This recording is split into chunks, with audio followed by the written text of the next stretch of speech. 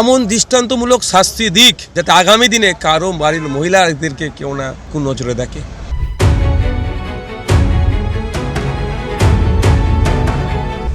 এই BJP record আছে তো দর্শকদেরকে বা খুনিদেরকে, সে আফরাজুল বলুন বা বিলকিস বানু বলুন, জেল থেকে ছাড়ানোর পরে মালা পরিয়ে বরণ করেছে।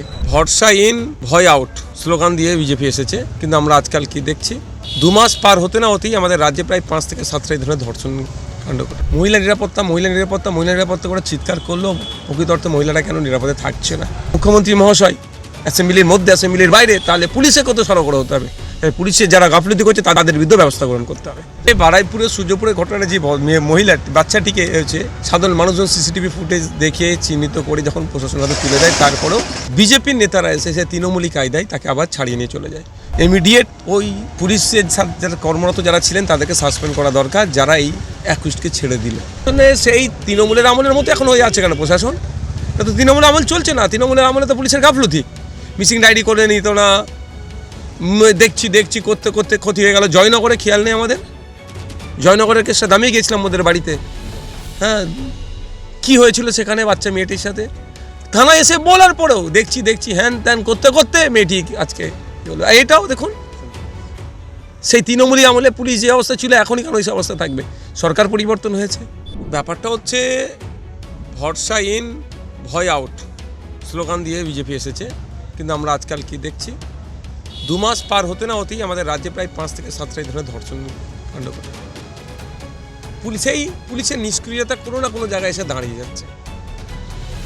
যে বারাইপুরের সূর্যপুরের ঘটনাটা যে মহিলা বাচ্চাটিকে হয়েছে, সাধারণ মানুষজন সিসিটিভি ফুটেজ দেখে চিহ্নিত করে যখন প্রশাসন হাতে তুলে দেয়, তারপরেও বিজেপির নেতারা এসে সে তৃণমূলী কায়দায় তাকে আবার ছাড়িয়ে নিয়ে চলে যায়, ফলে জনরোষ তৈরি হয়। পরবর্তীতে যেটা হয়েছে এটা তো আমি বলবো পুলিশের গাফলতির জন্য। ইমিডিয়েট ওই পুলিশের যারা কর্মরত যারা ছিলেন তাদেরকে সাসপেন্ড করা দরকার, যারা এই অ্যাকুইস্টকে ছেড়ে দিল। দ্বিতীয় কথা হচ্ছে যে এই ধরনের বাড়বাড়ন্ত যে হচ্ছে, মহিলা নিরাপত্তা করে চিৎকার করলেও প্রকৃত অর্থে মহিলারা কেন নিরাপদে থাকছে না, এটা রাজ্য সরকারকে একটু ভাবতে হবে। এমন দৃষ্টান্তমূলক শাস্তি দিক যাতে আগামী দিনে কারো বাড়ির মহিলাদেরকে কেউ না কোন নজরে দেখে।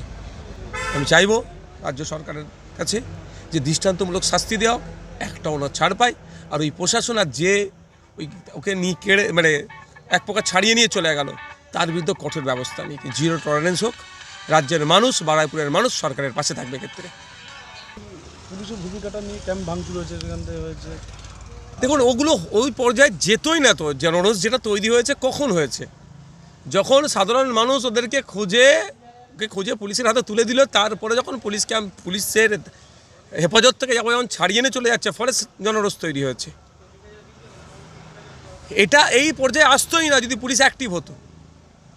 পুলিশ তো প্রথম খোঁজার চেষ্টা করেনি বা খুঁজে পায়নি, জনগণ সেটাকে উদ্ধার করে দিল, তারপরে পুলিশ ছেড়ে দিল। কেন? এই দায়ভার তো পুলিশকেই নিতে হবে, অন্যের গায়ে কোনোভাবেই চাপানো যাবে না। কোন দিকে বিষয়টা গুরুত্ব দিয়ে দেখতে হবে অবশ্যই। যে প্রশাসনে সেই তৃণমূলের আমলের মতো এখন হয়ে আছে কেন প্রশাসন? তো তৃণমূলের আমল চলছে না, তৃণমূলের আমলে তো পুলিশের গাফলতি, মিসিং ডায়েরি করে নিত না, দেখছি করতে করতে ক্ষতি হয়ে গেল। জয়নগরে খেয়াল নেই আমাদের, জয়নগরের কেসটা দামিয়ে গিয়েছিলাম ওদের বাড়িতে।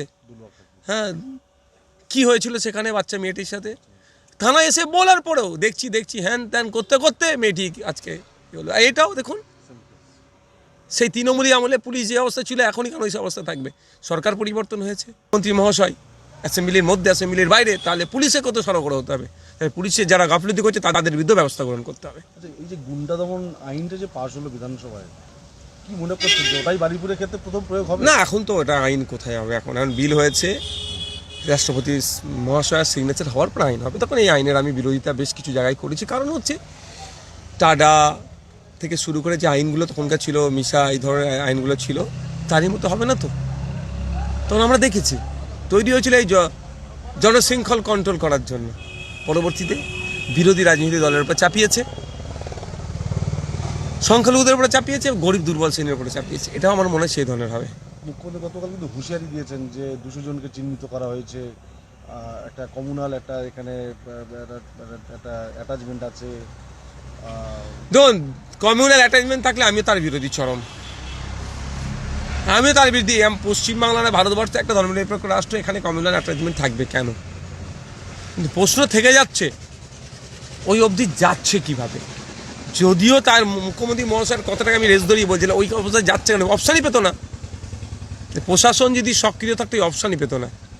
প্রশাসনের বিরুদ্ধে আগে ব্যবস্থা গ্রহণ করতে হবে, তবে সব নয়, যারা ওই গাফলতির সাথে যুক্ত। আজকের অগ্নিমিত্রা পল এলেন 3 দিন পরে। ওরা তো প্রথম দিন আসার দরকার ছিল না, সরকারে আছে মানে তখন আসছেন, এটা পজিটিভ দিক, আমি নেগেটিভ বলবো না। সরকারের প্রতিনিধি আসছেন, কিন্তু ওই এই বিজেপির রেকর্ড আছে তো, দর্শকদেরকে বা খুনিদেরকে, সে আফরাজুল বলুন বা বিলকিস বানো বলুন, জেল থেকে ছাড়ানোর পরে মালা পরিয়ে বরণ করেছে।